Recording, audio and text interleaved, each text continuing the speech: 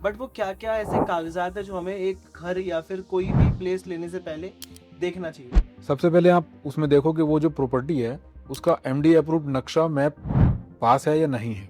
आपके हिसाब से क्लाइंट जो है वो क्या वैल्यू करता है? क्लाइंट से क्या समझते हैं आप? बहुत मुश्किल से एक शख्स आता है, पैसे जोड़ता है, अपनी मनपसंद चीज लेता है। चलता है कि हमें कैसे पता चलेगा कि सही बंदा, सही जगह और सही इंसान कौन? उन किसी को सामान बेच भी रखा है या नहीं बेच रखा है, तो ये जेन्युइनिटी चेक करने का। सो हेलो एवरीवन, मेरा नाम है आयुष्रा और मैं हूं टॉक विद फील का फाउंडर। जैसा कि आप सभी लोग जानते हैं, हमारे पॉडकास्ट में काफ़ी तरह के लोग आते हैं। हमारे पॉडकास्ट में एस्ट्रोलॉजर आते हैं, न्यूमरोलॉजर आते हैं, बिजनेसमैन आते हैं, एंटरप्रेन्योर्स आते हैं। लेकिन आज मैं आपको जिनसे मिलवाने वाला हूं वो एक रियल स्टोरी है, रियल कहानी है। और जितनी भी बातें आज हम इनसे सीखने वाले हैं, जितनी भी बातों के बारे में आज हम पता करने वाले हैं, उस सारी बातों में आपको अपना कहीं ना कहीं एक पास्ट लाइफ का एक्सपीरियंस जो उन्होंने करा उससे आप बहुत कुछ सीखेंगे। रियल इस्टेट और ट्रेडिंग, इन सारी चीज़ों में एक चीज़ कॉमन होता है, वो होता है एंटरप्रेन्योरशिप, वो होता है विल पावर, वो होता है स्किल। तो आज हम इन सब चीज़ों के बारे में बात करेंगे, फेलियर से लड़ने के बारे में बात करेंगे। जब एक इंसान बहुत बड़े लेवल पे लॉस कर देता है, जैसे आजकल काफ़ी ट्रेडर्स हो गए, रियल एस्टेट के इन्वेस्टर्स हो गए, या फिर जो इंसान घर खरीदता है उसको क्या बातें ध्यान में रखनी चाहिए या कुछ भी ऐसी चीज़ें, आज इस पॉडकास्ट में आपको रियल एस्टेट, ट्रेडिंग और उसके साथ साथ एक एंटरप्रेन्योरशिप का स्ट्रगल, वो सारा कुछ पता चलेगा। So let's invite Kapil Rao ji. Sir कैसे हैं आप? बिल्कुल सर, बढ़िया सर। आप कैसे हैं सर? सर मैं बहुत अच्छा हूँ। कैसा लग रहा है आपको हमारे पॉडकास्ट में आए सर? बहुत अच्छा है सर।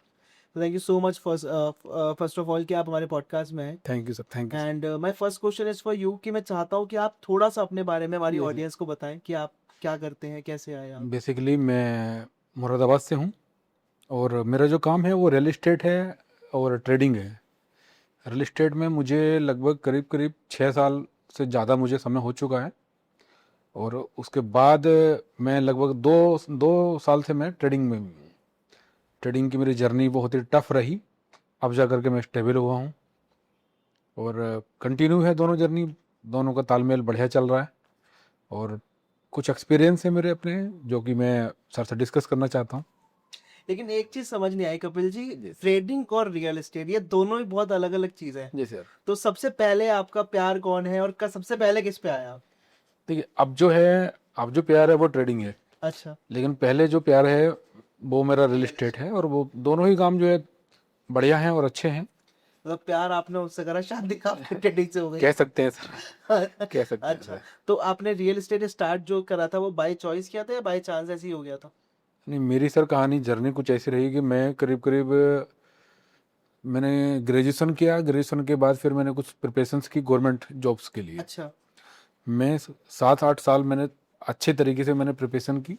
हम्म। उसमें जैसी जॉब चाहते थे वैसे आप कह सकते हो, या तो फिर उस लेवल पर आप नहीं पहुंच पाए या वो एग्जाम्स नहीं क्लियर हुए, ये कह सकते हो। और करीब करीब 12 से 15 एग्जाम के आसपास मेरे जो है क्लियर हुए। कुछ मैंने जानबूझ करके छोड़ दिए। उसके बाद धीरे धीरे मैंने फिर एक बैंक में मैंने जॉब करी, 2-3 बैंक में, प्राइवेट बैंक्स में मैंने जॉब की। जॉब करने के बाद जो है एक कोरोना आ गया था आपका, 2019 का एक इंसिडेंट था। 2019 में फिर एक घटना ऐसी हुई कि मेरा भाई एक्सपायर हो गया था, बीच वाला। हम तीन तीन भाई थे। उसके बाद भाई एक्सपायर होने के बाद जो है मैंने जॉब छोड़ दी बैंक की। जॉब छोड़ने के बाद 2020 से ही मैं रियल एस्टेट में आ गया। मुझे थोड़ा बहुत इस समय एक्सपीरियंस था दूसरों की जो प्रॉपर्टी सेल करने का, उसमें फिर वो जो कमीशन वगैरह जो मिलता है, वहाँ से मेरी जर्नी स्टार्ट हुई थी। और मैं उसी समय फिर पूरी तरीके से रियल एस्टेट में आया। धीरे धीरे बस लोग मिलते गए और कारोबार बढ़ता गया। अच्छा, रियल एस्टेट में आने के बाद आपको क्या सारे सपने पूरे हुए? मतलब आपने जो हाँ, मेहनत करी। मेरा केवल इतना सपना था कि मास्टर बन जाएंगे या जॉब जॉब तो लगी जाएगी, टीचर तो हम बन ही जाएंगे, बनी जाएगी। 50-60 हज़ार रुपये सैलरी हो जाएगी, सब कुछ हो जाएगा। लेकिन अब अगर के लगता है कि वो कुछ भी नहीं था जो हमने सोचा था, क्योंकि ईश्वर को जो कराना होता है वो वो हो वो, क्या रहा वो होकर के रहता है। वो आप अपना फ्यूचर नहीं प्रेडिक्ट कर सकते कि आप कहाँ जाओगे। तो कितने साल आपने रियल एस्टेट को दिए? हाँ, मेरा सर देखिए 6 साल से ज़्यादा का समय हो चुका है। मैं 2020 से कंटिन्यू हूँ हम्म। और सब कुछ ठीक ठाक चल रहा है। अप एंड डाउन्स आते रहते हैं सर। कभी ऐसा हुआ है कि रियल एस्टेट में कभी क्लाइंट्स को, आप तो ऑफ कोर्स अच्छे से काम कर रहे हैं, जी सर। कि आपने किसी क्लाइंट को देखा हो कि रियल एस्टेट में बहुत ज़्यादा धोखा हो जाता है और वो विश्वास करने से डरता है एक आदमी बिल्कुल के ऊपर, और बिल्कुल आपके साथ भी बिल्कुल ऐसा होता होगा कि हमने पहले दिए थे, फलाना को पैसे दिए थे, वहाँ बिल्कुल पे बिल्कुल सर्टिफिकेट नहीं मिला, वहाँ पे ये श्योरिटी नहीं थी। तो ऐसी कौन सी चीज़ें हैं और ऐसे कौन से कागजात हैं ये सर। जिनको कुछ भी इन्वेस्टमेंट लेने से पहले या करने जी से सर। पहले जी सर। उनको वो कागजात देखने ज़रूरी है? ओके। वो मैंने रजिस्टर्ड कराई और मुझे जो लगा कि कई बार क्या होता है कि जिन कुछ लोगों के साथ में मैं पहले भी काम करता था, मेरी शुरुआत बहुत अच्छी हुई थी। मैं नाम नहीं लेना चाहूँगा, लेकिन जहाँ से मेरी रियल एस्टेट की शुरुआत मेरी हुई, बहुत अच्छी शुरुआत हुई। उसके बाद कमीशन बेस पे कुछ काम किया स्टार्टिंग में, बढ़िया चीज़ें हुई। मैं फिर एक कंपनी में किसी के अंडर काम करने लगा। अब उसमें क्या होता था कि कुछ लोगों के, जैसे कि बयाने, आपने जो बुकिंग अमाउंट होता है आपने दिया, हुआ कि भाई आपका या तो फिर लोन नहीं हो पाया, किसी कारण जो है पेमेंट का आपके पास जो है पूरा हिसाब किताब नहीं हो पाया, तो आपका वो कमीशन जो, सॉरी, जो पेमेंट होता है वो वापसी नहीं करते कि भाई बयाना आपका टोकन अमाउंट आपका रिटर्न नहीं होगा। कुछ क्लाइंट परेशान होकर कि कोई बुकिंग हम लोग करते हैं तो वो हमें फिर जो है हमसे संपर्क करते हैं, कहीं भी कुछ भी हो। तो उस चीज़ को मुझे थोड़ा सा जो है अच्छा नहीं लगा। धीरे धीरे हुआ, फिर मुझे मेरा भी था कि अगर कभी कुछ ऐसा होगा तो मैं एज ए ओनरशिप में काम करना चाहूँगा। करीब करीब ये लगा लीजिए कि 6 सालों में मैंने ठीक ठाक पैसा, अच्छा पैसा मैंने बनाया। उसके बाद अब ऐसा है कि मैं खुद ही जिम्मेदार हूँ। कोई भी बंदा मुझे ये नहीं कह सकता है कि भाई उसने हमारा पैसा रखा, अगर उसको प्रॉपर्टी अगर मिल रही है, देखिए महंगी सस्ती तो देखी जाती है, लेकिन अच्छी प्रॉपर्टी अगर आपको मिल रही है तो उसमें आपका पैसा तो आप देंगे, लेकिन ऐसा कभी नहीं होगा अगर प्लॉट आप कैंसिल करेंगे तो आपको टोकन अमाउंट रखा जाए। जो कंडीशंस होती हैं वो उसी अनुसार जो है फॉलो होती है, लेकिन जेन्युइनिटी के साथ मैं अपने लाइफ में जो चीज़ों लेकिन को ये भी बढ़ाना अच्छे चाहता हूँ। लोग ही खाली वापस करते हैं, अभी भी बहुत से लोग मार्केट में ऐसे हैं जो पैसा बिल्कुल, खा लेते हैं। बहुत लोग हैं। हमारे साथ भी स्टार्टिंग में क्या हुआ, कई बार क्या हुआ, जब मैंने स्टार्टिंग में प्रॉपर्टी शुरू करी तो कुछ लोगों से टाइम पे पेमेंट का जो है जुगाड़ नहीं हो पाता, तो उसमें कंडीशंस उसी समय तय होती हैं। लेकिन अगर आप, फिर भी अगर आप ईमानदार हो, चाहे उनका पैसा देर से वापसी हो, लेकिन उनका पैसा जो है रिटर्न हो जाता है। अभी प्रॉपर्टी नहीं मिली तो पैसा रिटर्न हो जाए।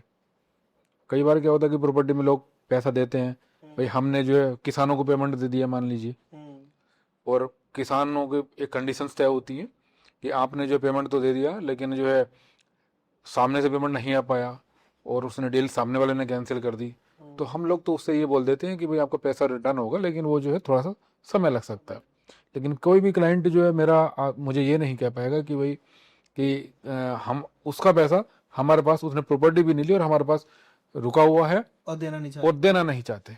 सही बात भाई है। नहीं है, कुछ समय आप उनसे ले लो, लेकिन आप एक जेन्युइनिटी बना करके रखो। मेरा फोकस हमेशा जेन्युइनिटी पर रहता है। बट वो क्या क्या ऐसे कागजात है जो हमें एक घर या फिर कोई भी प्लेस लेने से पहले देखना चाहिए? देखिए, हम जैसे यूपी में जो है मुरादाबाद में हम डील करते हैं, नोएडा में हम अभी जो है देख रहे हैं, लेकिन मोस्टली जो हमारा है बेसिकली जो है वो मुरादाबाद में है। वहाँ पे दो तरह की प्रॉपर्टीज होती है, एक होती है एमडीए अप्रूव्ड और एक होती है प्राइवेट प्लाटिंग। जो मुरादाबाद का पूरा नगर निगम का क्षेत्र है उसमें एमडीए अप्रूव्ड प्रॉपर्टी वैलिड होती है। सबसे पहले आप उसमें देखो कि वो जो प्रॉपर्टी है उसका एमडीए अप्रूव्ड नक्शा मैप पास है या नहीं है। एमडीए अप्रूव्ड नक्शा अगर उसका पास है तो उसमें आप बैंक से भी पता कर सकते हो कि उसमें कौन सा बैंक लोन प्रोवाइड कर रहा है। करेक्ट। आप एमडीए के ऑफिस से पता कर सकते हो, सब चीज़ें जेन्युइन होती है। फिर उसका ओनर कौन है, उसने क्या क्या प्रॉपर्टीज बेच रखी हैं, पास बैकग्राउंड क्या है पास बैकग्राउंड क्या है उसका, उसने क्या चीज़ है।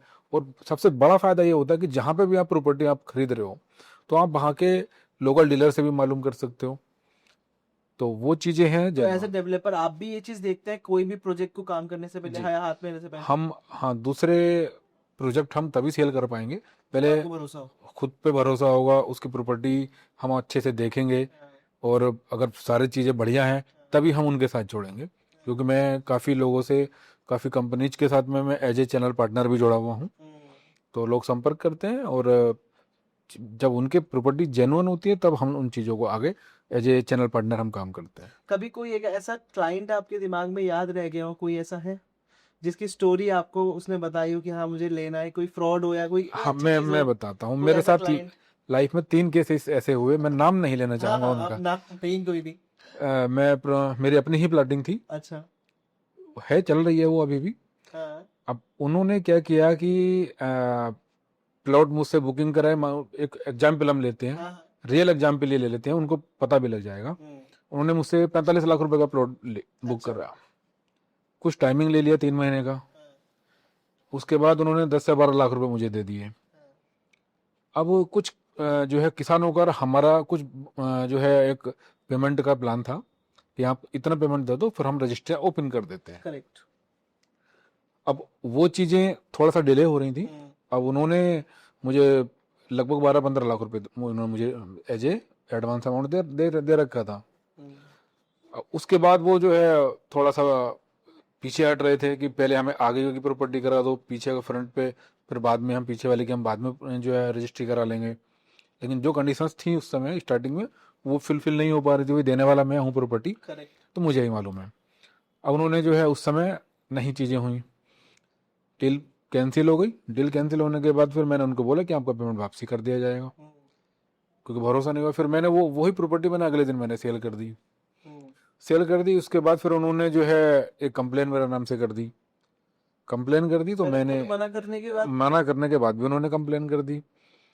फिर बस मैंने फिर थोड़ा सा टाइम लिया उनसे कि भाई आपने जो है सिचुएशंस और कंडीशंस जितनी भी थी हमारी, आपने भाई मैं आपको रजिस्ट्री कराने के लिए तैयार हूँ, लेकिन आप मुझे पेमेंट नहीं दे पा रहे हो, भरोसा आपको नहीं है। तो वो चीज़ें हुई। एक बंदा और है, उसने भी सेम किया हुआ, मुझसे 6 महीने का टाइम लिया।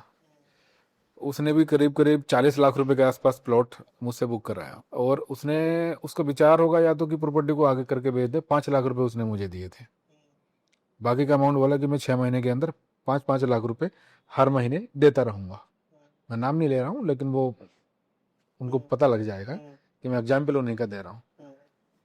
अब इस बीच में एक रजिस्ट्री भी हो चुकी है, और उन्होंने मुझे केवल मात्र 4.5 से 5 लाख रुपए मुझे दिए।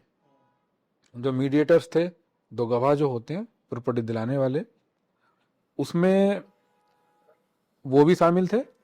अब उन्होंने मुझे पेमेंट दे दी। पेमेंट देने के बाद 6 महीने तक मुझे कोई पेमेंट नहीं दी, एक भी। एक भी पेमेंट नहीं दी। अच्छा। और उल्टा मेरा नाम की कंप्लेन भी कर दी बिना बात करे। कि हमें हमारी पेमेंट वापसी नहीं दे रहे। मैंने, अरे भाई पेमेंट प्लॉट आपने लिया है तो मुझे मेरे अनुसार जो कंडीशन जो तय होंगी, जो आपने स्टार्टिंग में रखी थी, पेमेंट आप दोगे तभी तो रजिस्ट्री हो पाएगी। तो उन्होंने प्रॉपर्टी भी अपने नाम में नहीं कराई, और मुझसे जो है कंप्लेन भी मेरे नाम की कर दी, और पेमेंट की भी वो डिमांड करने लगे। मैंने उनको कहा कि जो है ये प्लॉट या तो सेल हो जाने दो, तब आपको जो है आपको प्रॉपर्टी, आपको जो पेमेंट है मेरी तरफ, वो आपको वापस मिल जाएगा। बस यही चीज़ें होती हैं। बाकी हर लोग ऐसे नहीं होते, कुछ होते हैं जो जेन्युइन होते हैं। लेकिन मैंने आज तक अपने रियल एस्टेट में एक भी बंदे का मैंने पैसा नहीं रखा है। अगर उसको प्रॉपर्टी नहीं मिली है तो मेरे बहुत से ऐसे क्लाइंट्स हैं, मेरा पैसा बहुत लोगों ने मारा है लेकिन मैंने किसी का पैसा नहीं रखा, समय ले लेता हूँ मैं। और मुरादाबाद में कोई बंदा ये नहीं कह सकता कि अगर प्रॉपर्टी नहीं मिली है तो उसने मेरा पैसा जो है मार लिया। तो कपिल जी, अगर मैं आपसे पूछूं 2026 में ऐसी कौन सी इन्वेस्टमेंट्स हैं और कहाँ पैसा लगाना जरूरी है रियल एस्टेट में? देखिए मुरादाबाद में क्या है कि NH 734 बन रहा है, अच्छा। नया हाईवे बन रहा है सर। अभी पैसा वहां पर बनता है जहां पर कुछ नहीं है, करेक्ट। जहां पे आपका डेवलपमेंट होना है। अब जहां पे जो है चीजें आप शहर के बीच में ऑलरेडी बन चुकी हैं, महंगी हो चुकी हैं, तो वहां पे आप जो है पैसा अगर वहां पे लगाओगे तो उतनी जल्दी इंक्रीज नहीं होगा। हाँ, और मुश्किल भी होगा क्योंकि बहुत महंगे हैं। मुश्किल भी होगा। हमारे पास क्या है कि नया जो बाईपास बन रहा है वो दिल्ली को कनेक्ट करता है, मुरादाबाद से, काशीपुर से, और आपका इधर हरिद्वार से कनेक्ट करता है, इधर बरेली से कनेक्ट करता है। वहाँ पे हमारे पास ऑन हाईवे बहुत ज़मीनें हैं इस समय भी, और प्लॉट्स भी हैं हमारे पास बहुत बढ़िया। मुझे लगता है कि मतलब जो एक होना चाहिए कि स्टार्टिंग में अभी समय है, 5-6 साल के बाद फिर वहाँ पे भी सब महंगाई हो जाएगी। और सबसे सस्ता है, इतना ज़्यादा नहीं है। मेरे अपने खुद की भी प्लॉटिंग में भी आप जो है 10-12 लाख रुपए से ही जो आप प्लॉट ले सकते हो। अगर कोई रियल एस्टेट में अपना करियर बनाना चाहता है तो उसके लिए क्या एडवाइस बहुत शानदार मौका है उसमें। देखिए आप, रियल एस्टेट एक ऐसा फील्ड है कि आप इसमें जितना मर्जी, उतना जितनी मेहनत आप कर सकते हो उतना पैसा आप बना सकते हो। सबसे पहली चीज़, क्योंकि आप मोटा कमीशन भी इसमें यहाँ पे मिलता है। अगर आप एज ए कमीशन एजेंट काम करना चाहते हो तो मोटा कमीशन यहाँ पर मिलता है। आप हमसे भी जुड़ सकते हो, हमारी प्रॉपर्टीज आप सेल करा कैसे सकते हो। जुड़ सकते हैं आपके साथ? देखिए हमारी वेबसाइट है palgangainfra.com और हमारा जो है यूट्यूब पे चैनल भी है, गूगल पे आप वो मैं सर्च कर सकते हो। डिस्क्रिप्शन में भी डाल दूंगा लिंक। हाँ जो है डिस्क्रिप्शन में आप डाल सकते हैं, हमसे जो है कनेक्ट कर सकते हैं। ऐसी कौन सी हेल्प करेंगे आप आने वाले रियल एस्टेट के लोगों की? देखिए सर, मैं जिन लोगों को प्रॉपर्टी चाहिए वो होती मिनिमम रेट पे, देखो जितना भी हम तय करते हैं, लेकिन मैं उन लोगों के लिए मैं कहना चाहता हूँ कि रियल एस्टेट का एक ऐसा इन्वेस्टमेंट है कि जितना जल्दी चाहो उतना जल्दी आप अपना इसमें इन्वेस्ट कर सकते हो, पैसा आपको बढ़ना ही बढ़ना है। आजकल सर एक चीज और होती है कि घर सबको चाहिए होता है, अपने बिल्कुल खुद सर, का घर सपना होता है हर बिल्कुल इंसान का, घर बिल्कुल चाहिए सर, उसको। बिल्कुल और उसके बाद कुछ ऐसे रियल एस्टेट के एजेंट्स होते हैं जो उनसे पैसे ले लेते हैं, उनको गलत कागज दिखा देते हैं, उनसे उनसे पैसे देते नहीं है वापसी। एक इंसान पूरी मेहनत कर कर, पूरी जिंदगी मेहनत बिल्कुल कर सर, कर वो अपना घर के लिए कुछ पैसे इकट्ठे कर पाता है, बिल्कुल और उसके बाद फिर रियल एस्टेट के कुछ एजेंट्स ये ऐसा करते हैं। तो क्या आपको लगता है गलत है ये? बिल्कुल गलत है भाई। हमारे साथ इन 6 सालों में जब से मैं हूँ, बहुत से ऐसे केसेस हुए कि बीच में चीज़ें हुई कि प्रॉपर्टी के पेपर में कुछ दिक्कत आई या कुछ और चीज़ें हुई, तो उसके लिए बस ये है कि क्लाइंट ने जिसने पैसा दिया उसका पैसा आप रिटर्न कर दीजिए, बात की विवाद में ना पड़ करके। और अगर उसको प्रॉपर्टी मिलती है, प्रॉपर्टी आपकी जेन्युइन है, तो फिर कोई प्रॉब्लम नहीं है। बट इससे आपकी इमेज खराब नहीं होती कि बाकी रियल एस्टेट के जो एजेंट्स है वो ऐसा कर रहे हैं, तो लोगों को शक होता होगा आप पे भी कि आप भी ऐसा कर रहे हैं? बिल्कुल, देखिए बिल्डर्स तो वैसे ही उन लोग कहते हैं कि वही बिल्डर्स के साथ हैं तो जो है काफ़ी लोग चीज़ें लगी रहती हैं, लेकिन हर बंदा, हर शख्स, हर कंपनी ऐसी नहीं होती है। सही बात है। बड़ा फील्ड है, मोस्टली खेल पैसे का होता है। मेरे साथ बहुत सारी प्रॉब्लम्स हुई, बहुत दिक्कतें हुई रियल एस्टेट में, लेकिन मैंने किसी का पैसा कभी नहीं रखा। ये चीज़ें हैं। ऐसी कौन सी ये स्पेशलिटी है आपके अंदर या आपकी टीम के अंदर जो रियल एस्टेट में आपको दिग्गज बनाती है? देखिए तो ट्रस्ट, अच्छा। हाँ, जो ट्रस्ट है हमारा, हम कभी किसी का जो है पैसा रोकते नहीं है। किसी ने पैसा दे दिया लेकिन उसको प्रॉपर्टी पसंद नहीं आई तो पैसा उसका रिटर्न हो जाता है। यहाँ पे ये चीज़ें नहीं कि आपको टोकन नहीं वापसी होगा या आपका ये चीज़ें वापसी नहीं होंगी। एक समय के अनुसार जो चीज़ें तय होती हैं, लेकिन सबसे बड़ी चीज़ है कि आप लाइफ टाइम, क्योंकि रियल एस्टेट का काम करना है, तो जहाँ पे भी आप काम कर रहे हैं बंदा आपको नाम से जाने कि वो बंदा जेन्युइन एंड जो है बिल्कुल फेथफुल उसमें डील हो।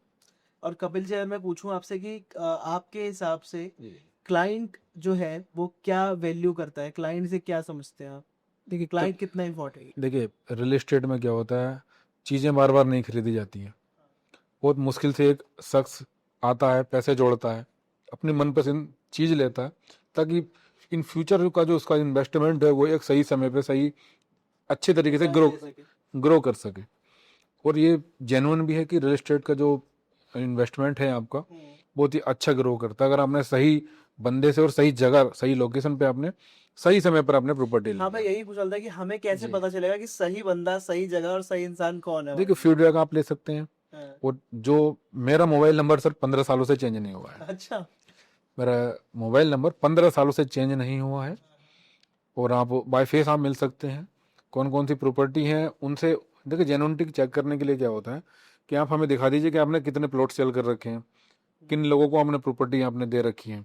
सबसे बेस्ट तरीका है भाई, इससे बैकग्राउंड बन जाता उससे बैकग्राउंड पता चल जाता है, उसने वो उन किसी को सामान बेच भी रखा है नहीं बेच रखा है। है। सही बात। तो ये जेन्युइनिटी चेक करने का तरीका है। मैं 6 साल से हूँ, मैं सैकड़ों अपने क्लाइंटों के नाम गिनवा सकता हूँ, नंबर्स दे सकता हूँ जिन लोगों ने मुझसे प्रॉपर्टी ली, और उनके भी दे सकता हूँ जिनके प्रॉपर्टी हमसे कैंसिल हुई और हमने उनके पैसे वापसी किए।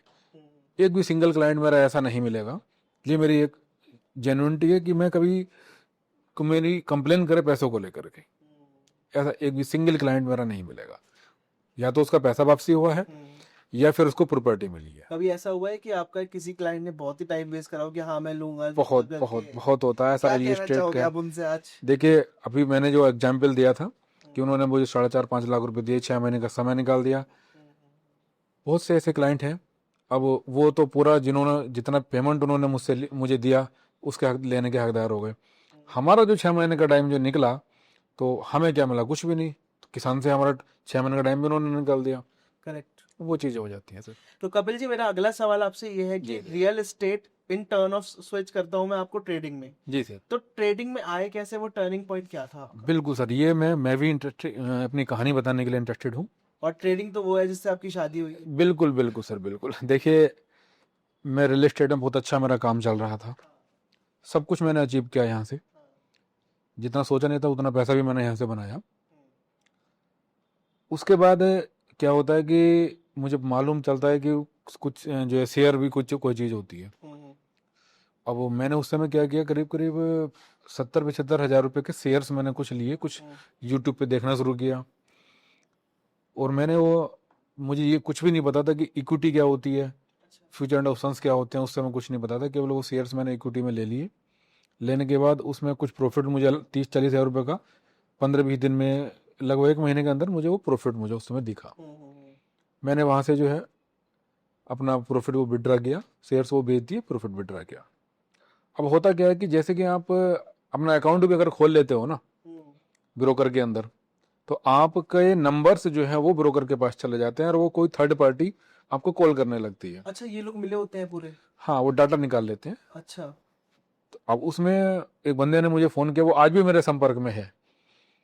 उस बंदे का नाम मैं लेना नहीं चाहूँगा, वो गुजरात से था, इंदौर या गुजरात कुछ ऐसे ही था। अब उसने मुझे फ़ोन किया कि सर जो है हम आपका अकाउंट खोल देते हैं और आपको जो है इतना प्रॉफिट हो जाएगा, इस तरह से करके। तो मैंने 5 लाख रुपए एक अकाउंट अपना बना दिया और आईडी पासवर्ड उसको दे दिया। अच्छा। अब आज भी मुझे अच्छे से याद है कि उस दिन थर्सडे का टाइम था, बृहस्पतिवार का दिन था, एक्सपायरी होती है अब निफ्टी की। हाँ हाँ।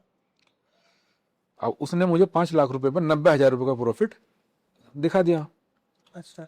मेरा दिमाग हिल गया बिल्कुल। मैंने कहा 5 लाख 90 हज़ार रुपये का प्रॉफिट एक दिन में, तो मैंने अपने पूरे साल की कैलकुलेशन कर डाली कि यार मैं ये काम करूँगा भाई, ये अच्छा। बढ़िया है। मैं बहुत खुश था। अब नेक्स्ट डे उसने मुझे उसी में मेरे अकाउंट में 2.5 लाख रुपए का नुकसान, अगले दिन ही? अगले दिन ही। मैंने उसको देखा, मुझे तो कुछ पता नहीं चल रहा था कि क्या हो रहा है। अब मैं केवल मोबाइल देख रहा था। अब वो नुकसान हुआ तो फिर मैंने उसको जो है आईडी पासवर्ड उससे लिया, कुछ गालियाँ वालियाँ फ़ोन पे हमारी हुई। मैं सीधा अपना लैपटॉप उठा करके अपनी गाड़ी में, अपनी स्कॉर्पियो में बैठ करके सीधा एक खेतों में गया, उधर अपना आईडी पासवर्ड चेंज करे। मुझे पसीना भी आ रहा था कि यार इतना नुकसान उस बंदे ने मेरा कर दिया। अब असल कहानी शुरू अब होती है। उस 2.5 लाख रुपए को कवर करने के लिए मैंने कुछ भी, जब मुझे नहीं पता था, बस अपना उल्टा सीधा कॉल पुट में लेता गया और धीरे धीरे धीरे धीरे मैंने नेक्स्ट 1.5 से 2 महीने के अंदर ही अपना 20 लाख रुपए का नुकसान मैंने वहां पे कर दिया। 20 लाख का? 20 लाख का नुकसान मैंने कर दिया। अब 20 लाख का नुकसान कर दिया। मेरी किस्मत अच्छी थी कहीं ना कहीं, या तो, और वहाँ पे मैंने थोड़ा सा रिसर्च करनी शुरू करी। और मैंने जहाँ से मैंने सीखा, मैं नाम नहीं लूँगा, लेकिन बहुत अच्छे तरीके से सीखा। लेकिन क्योंकि जब लॉस मैं कर चुका था तो मेरे दिमाग में वो लॉस बैठा हुआ था। हमारा कोर्स था और 4 महीने के ड्यूरेशन में सीखते सीखते भी मेरा लॉसेस पर लॉसेस होते गए। और ये लगा लीजिए आप कि अगर मैं जेन्युइनिटी कहूँ तो मुझे, मतलब स्टार्टिंग के 2 साल में मैं 60 से 70 लाख रुपए का नुकसान ट्रेडिंग में कर चुका बिना था, कमाए? बिना कमाए। लॉसेस इधर से आ रहा था, इधर को जा रहा था। कुछ चीज़ें इतनी बुरी स्थिति में हो गई थी मेरी कि जो मैंने ज़मीन ली उन पे एग्रीमेंट पे मैंने पैसे उठा लिए। सब चीज़ें जो भी थी, मतलब कोई मैंने ऐसा रास्ता नहीं छोड़ा था जहाँ से मैं पैसा जो है नहीं ले सकूं। और सब कुछ ट्रेडिंग में मेरा लग गया। प्रेशर आ गया, घर वालों का प्रेशर तो होता ही है, नॉर्मली लाइफ थोड़ी सी चेंज होनी शुरू हो जाती है। अब मैं और चीज़ें में इसमें जाता गया, स्टडी में और जाता गया। अब आप मोटा मोटा अगर आप कहें तो ये लगा लीजिए कि सर मैं पिछले 1 साल से मैं स्टेबल हो चुका हूँ। लेकिन आपने सारा लॉस कवर करा? नहीं, अभी तक लॉस नहीं कवर किया है, क्योंकि पहले क्या था कि एकदम से लॉस कवर करने के चक्कर में लॉस होते हैं। और अब चीज़ें क्या होती हैं कि मैं, जैसे मेरी जर्नी रही बहुत अच्छी रही, और अगर आपको लंबे समय तक जाना है तो उसमें आपको डीपली नॉलेज उसकी रखनी पड़ेगी। अब मेरा क्या हुआ कि मेरे लॉसेस होने बंद हो चुके हैं। पिछले 1 साल से मैं प्रॉफिटेबल हूँ और धीरे धीरे आने वाले 1 साल में मैं सब कुछ कवर कर लूँगा। लेकिन इतना बड़ा रिस्क लेने की हिम्मत कहाँ से है आपके अंदर, क्योंकि ऑलरेडी सब कुछ अच्छा चल रहा था। मैं बताता हूँ सर, क्या है कि जब एक चीज़ मैं देख चुका हूँ कि इसमें 5 लाख पर 90,000 का भी प्रॉफिट हो सकता है, इसमें लॉसेस भी हो सकते हैं, और मैंने इतनी जल्दी, क्योंकि रियल एस्टेट में था, अगर मैं किसी और फील्ड में होता है, जॉब कर रहा होता, तो सर मैं नहीं, मुझे लगता है कि मैं नहीं कर पाता। अब लोग पैसा इधर से आ रहा था, कई बार क्या हुआ कि क्लाइंटों का पैसा था, मैंने वो भी पैसा लगा दिया, आता गया, मैं लगाता गया, आता गया, लगाता गया, और इसमें लॉसेस पर लॉसेस करता गया। अब पिछले 1 साल में मैंने सब वो सारी चीज़ें मैंने सीखी, लॉस क्यों हुआ, माइंड मैनेजमेंट, बहुत सारी चीज़ें इसमें डिपेंड है, उसके पीछे एक जर्नी है, और मैं स्टेबल हो चुका हूँ फिलहाल 1 साल से, मेरा एक बढ़िया मेरा चल रहा है। ओके, अभी क्या सोचा है आपने ट्रेडिंग से लेकर आप कहाँ तक जाने वाले हैं, ट्रेडिंग को कितना लेवल पे पहुंचाने वाले हैं, या वापस रियल एस्टेट में कुछ करेंगे काम? देखिए सर, दोनों चीज़ें मेरे साथ साथ चल रही हैं, मेरी साइट भी चल रही है रियल एस्टेट की, और मैं ट्रेडिंग में तो मेरा पसंदीदा हो ही चुका है। और सबसे पहले मेरा फोकस है कि धीरे धीरे आने वाले 1 साल के अंदर जो भी मैंने लॉसेस किए थे, वो लॉसेस मेरे कवर हों, वो पूरा अपना हो जाए। एक जर्नी होती है, मैं पहले क्या करता था, मैं मनी मैनेजमेंट को मैं फॉलो नहीं करता था, रिस्क मैनेजमेंट एक होता है, उसको मैं फॉलो नहीं करता था। बहुत सारी चीज़ें हैं, कम से कम जो हर चीज़ ध्यान में रखनी पड़ती है, आपको अपने सेटअप पे काम करना पड़ता है, सब सारी चीज़ें होती हैं कि ट्रेडर के अंदर हौसला बहुत अच्छा होता है, सही बात है। और वो उसकी जैसी जर्नी, वो जितना बैठे बैठे लॉस कर लेता, किसी को पता भी नहीं चलता कि बंदा कितना रुपए का लॉस कर चुका है, या जो है किसी को बताता भी नहीं है। तो वैसे ही सेम प्रॉफिट के मामले में भी होता है भाई, आपका अगर प्रॉफिट हुआ तो ये नहीं कि आप एकदम से प्रॉफिट अपना किसी को दिखा दो एकदम, ये चीज़ें वो अपने अंदर ही आपको रखनी होती अभी है। हाल ही दिनों में वॉर चल रही थी, पूरा मार्केट क्रैश हुआ पड़ा है, इतना नीचे गया है मार्केट, तो क्या आपका भी प्रॉफिट हुआ है, नुकसान हुआ देखिए सर, इस बार ने तो मेरी लाइफ चेंज कर दी है, मैं आपसे अगर बताऊं तो। अच्छा। हाँ, क्योंकि ट्रेडर जो होता है ना, वो दोनों तरफ पैसा कमाता है, हाँ। मार्केट उठेगा तब भी पैसा कमाएगा, और मार्केट अगर गिरेगा तब भी पैसा कमाएगा, अच्छा। तो वो दोनों तरफ पैसा कमाता है उसको। एक होता है इन्वेस्टर, इन्वेस्टर क्या होता है, कंपनी में आपने इन्वेस्ट कर दिया, अगर कंपनी ग्रो कर रही तो आप ग्रो करोगे, कंपनी अगर डूब रही है तो आपका पैसा डूब रहा है। ट्रेडर के साथ ऐसा नहीं होता है, ट्रेडर के साथ क्या है कि सर अगर मार्केट डाउन जाएगा तो आप जो है दूसरी साइड बैठ सकते हो, अप जाएगा तो आप दूसरी साइड बैठ सकते हो। बस डिपेंड करता है कि आपकी साइकोलॉजी कितनी है, कैसी है, आपकी पेशेंस कितना है, आपकी स्टडी कैसी है, आपका व्यू क्या है। तो वो सारी चीज़ें होती हैं कि आपका अगर व्यू है कि भाई वॉर चल रहा है, सब चीज़ें अनस्टेबल चल रही हैं, तो आपको उसी तरफ जो है आपको काम करना होता है। लेकिन सबसे बड़ी चीज़ है एक ट्रेडर के लिए मैं कहना चाहूँगा कि रिस्क मैनेजमेंट बहुत ज़रूरी है। अगर आप अपने रिस्क से काम करते हैं कि आप कितना लॉस झेल सकते हैं, आपके अंदर इतनी है कि आप विल पावर है कि आप उतना इतना ही मैं लॉस ले सकता हूँ, वो आदमी कामयाब हो सकता है।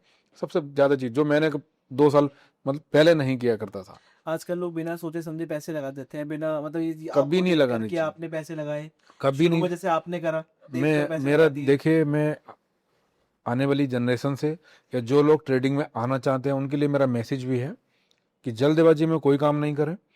सबसे ज़रूरी चीज़ है पहले इसको स्टडी करें अच्छे से, और इसकी स्टडी में मैं अगर जेन्युइन बताऊं, जो भी बड़े ट्रेडर हुए हैं उनको 1 से 1.5 साल लग जाता है, और उसके बाद आती है आपकी साइकोलॉजी। साइकोलॉजी पे आपको काम करना होता है, आपको रिस्क मैनेजमेंट तो आपको करना ही करना है। अगर आप, क्योंकि ऐसा नहीं है कि आप हमेशा प्रॉफिटेबल ही रहोगे, आपको जो है स्टॉप लॉसेस भी आपको लेने पड़ेंगे, और आपको लॉसेस भी होंगे। तो आपको अपना एक रिस्क मैनेजमेंट है कि मैं इतना लॉस झेल सकता हूँ तो मुझे कोई भी टेंशन नहीं होगी, तो आप कामयाब हो सकते हो इसमें। इस पूरी जर्नी में कोई एक ऐसा डर जब आपको लगा हो कि सब कुछ खत्म हो गया? बिल्कुल सर, मैं जो मेरा सारा लेटेस्ट का जो भी मैंने पैसा बनाया था मैं वहाँ वो पे, सब लग गया था आपका? वो ऑलमोस्ट सब जो है आप कह सकते हो कि वो सब इधर लॉसेस हो गए। ये मैं आपको 1 साल पहले तक की जर्नी बता रहा हूँ जो है, क्योंकि पैसा मैंने लिस्टेड से कमाया, सब इधर लगा दिया, सब जीरो हो गया। कई बार ऐसा हुआ कि अकाउंट भी जो है ब्लो आउट हो गए, सब कुछ खाली हो गया, अब क्या करें। लेकिन इसमें क्या है कि आप ट्रेडर हो, तो ट्रेडर को कभी भी डरना नहीं चाहिए भाई, ठीक है मार्केट है, कमा लेंगे, बस आपके पास फंड होना चाहिए। अब जब सीख चुके हैं, तो सीखने के बाद आपको डर तो खैर निकल ही चुका है, क्योंकि आप रिस्क मैनेजमेंट पे काम करते हो, और जब रिस्क मैनेजमेंट पे काम करते हो तो वो फिर डर नहीं रहता है। करेक्ट। तो बस यही है कि मेरा जो मैसेज ये है कि कभी भी किसी की कॉपी ना करें, पहले इसको सीखें, सीखने के बाद रिस्क मैनेजमेंट फॉलो करें। ये जो आजकल चल रहा है कि भाई रील आ रही हैं, ये सब रील देख के इतना पैसा कमा रहे हैं, वो सब चीज़ें कमा रहे हैं, उसके पीछे उनकी बहुत अच्छी स्टडी होती है, सालों की मेहनत होती है। आप किसी को देख करके रातों रात करोड़पति नहीं बन सकते। अगर आप इस तरह से कर रहे हो तो आप अपना ही लॉस करने वाले हो। फैमिली का कितना सपोर्ट था सर उस टाइम पे आपको? सर फैमिली का फुल सपोर्ट था, जो वो कर सकते थे मेरे लिए। मेरी वाइफ बहुत ज़्यादा सपोर्टिव है मेरे लिए। और मेरी शादी हुई थी 2022 में सर। उस समय मेरा जो रियल एस्टेट का जो मेरा बिजनेस था बहुत बढ़िया चल रहा था जिस समय मेरी शादी हुई थी। कुछ घटनाएं, जो चीज़ें होनी होती है वो होती हैं उस समय। सही बात। फिर उसके 1-1.5 साल के अंदर कुछ चीज़ें ऐसी मेरे साथ हो रही थी कि मैं खुद नहीं समझ पा रहा था कि ये हो क्या रहा लाइफ में। फिर धीरे धीरे फिर क्योंकि मैं ट्रेडर भी बन रहा था, वो सब चीज़ें हो रही थी, लेकिन फिलहाल अब स्टेबल हूँ, बढ़िया हूँ, नो टेंशन। पुराना बुरा वक्त जो है पीछे जा चुका है। अब तो बस सिर्फ आगे रास्ता देख। फोकस करना है कि जो है चीज़ों को और आगे बढ़ाना है। ये है सर। आखिर में मैं आपसे एक आखिर सवाल पूछूं कि एक सर। पूरी अपनी जर्नी से एक निचोड़ जिसे मैं कहूँ यस सर। उन लोगों के लिए जो अपनी मेहनत करके कुछ बनना चाहते हैं, जो रिस्क लेने से डरते हैं, एंटरप्रेन्योरशिप से डरते हैं, देखिए कहीं ना कहीं पहला कदम नहीं उठा पा रहे, उनसे आप क्या कहना चाहेंगे? मैं कहना चाहूँगा, देखिए सर, मैं 7 से 8 साल मैंने गवर्नमेंट जॉब्स की प्रिपरेशन करी। 15-16 एग्जाम्स मैंने क्लियर किए। 1-2 मैंने गवर्नमेंट जॉब से भी छोड़ी क्योंकि मेरे पसंद की नहीं थी उस समय, आप ये कह सकते हो, या फिर उस समय अगर मिल गई होती तो ज़्यादा बेहतर था। उसके बाद मैं रियल एस्टेट में आया। रियल एस्टेट एक ऐसा बिजनेस है कि खाली बंदा भी रियल एस्टेट में पैसा कमा सकता है अगर आप मेहनती हो, आपके कनेक्शंस हैं।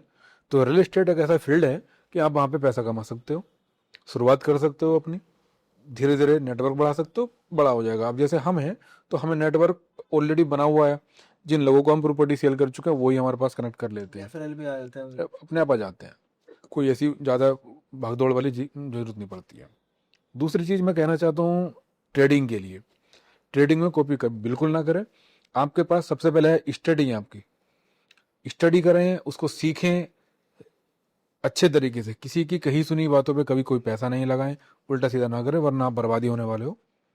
और स्टडी करके करके आप फोकस करोगे, बहुत आगे जाओगे। फिर ट्रेडिंग का तो कोई सर फील्ड ही ऐसा है कि जो है इसमें कोई रोक नहीं सकता सर। एक ट्रेडर को सर डर नहीं होता है। ये तो है, खुला होता है ना, खुला होता है सर, वो इतना ले चुका होता है, उसका उसकी बिल पावर इतनी हो चुकी है सर कि सामने बैठे बैठे 1 लाख रुपए का मैंने एक दिन में सर 2-2 लाख रुपए के भी लॉस किए हैं, और किसी को कुछ पता नहीं, कुछ नहीं। अब तो चीजें ऐसी होती है ना सर कि अब कोई फर्क नहीं पड़ता है, चीजें होती हैं, इम्यून सिस्टम स्ट्रांग हो जाता है। बिल्कुल सर, बिल्कुल सब कुछ झेला हुआ है सर, पतझड़, बारिश सब मौसम हमने झेल चुके हैं।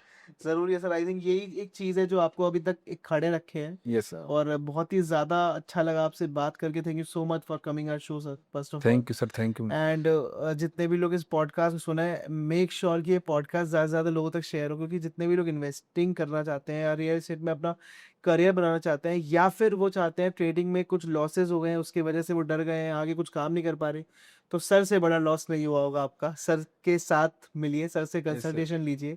मैं सर का नंबर और वेबसाइट ज़रूर डिस्क्रिप्शन में डाल दूंगा। फिर भी कुछ इशू आता है, आप सर को डायरेक्टली कॉल करें, जब भी वो फ्री होंगे आपसे डायरेक्टली वो बात करेंगे। और किसी को भी प्रॉपर्टी लेनी है या फिर किसी को कोई भी इन्वेस्टमेंट करना है तो वो कपिल जी से मिल सकते हैं। कपिल जी का ऑफिस है यहाँ पर नोएडा के आस, नोएडा में है सर? नोएडा में भी है, मुरादाबाद में। ओके, कपिल जी का ऑफिस है नोएडा में, मुरादाबाद में भी ऑफिस है। तो आप आकर कपिल जी से मिल सकते हैं और अपनी कोई भी इन्वेस्टमेंट को बहुत ही साफ सुथरे तरीके से अपने भरोसे के साथ में इनके साथ कर सकते हैं। I am highly recommended to Kapil sir. तो thank you so much for thank you sir, thank you sir, thank you so आपका भी बहुत बहुत धन्यवाद सर थैंक यू सो मुझे यहाँ बुलाने के लिए। Thank you sir.